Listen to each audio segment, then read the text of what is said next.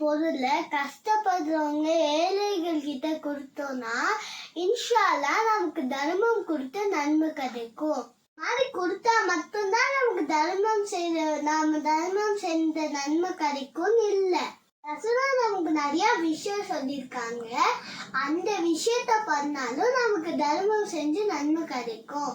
இப்ப 2 பேருக்குள்ள ஒரு பிரச்சனைனா நம்ம அதுக்கு கரெக்டான நீதி சொன்னா நமக்கு தர்மம் செஞ்ச நன்மை கிடைக்கும் இன்ஷா அல்லாஹ். கச்சா எங்கேயோ ஊருக்கு போறாங்கன்னா அந்த லக்கேஜ அவங்களோட வாகனத்தை நம்ம வச்சா கூட நமக்கு தர்மம் செஞ்ச நன்மை கிடைக்கும்.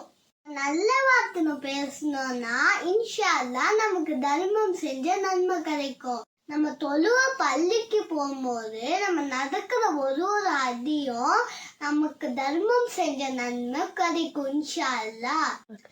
ரோட்ல கல்லோ முள்ளோ மற்றவங்க துன்பம் படுத்துற மாதிரி இருந்துச்சுன்னா நம்ம அதை எடுத்து ஓரமா வச்சா நமக்கு இன்ஷா அல்லாஹ் நமக்கு தர்மம் செஞ்ச நன்மை கிடைக்கும். பாத்தீங்களா நமக்கு எவ்வளோ ஈஸியா அல்லாஹ் நன்மைகளை வாரி தரலாம்.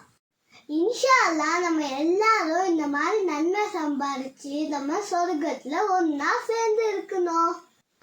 இதே மாதிரி எங்க சேனல்ல நான் நிறைய ஹதீஸ் போட்டிருக்கேன், பார்த்து நீங்க என்ஜாய் பண்ணுங்க.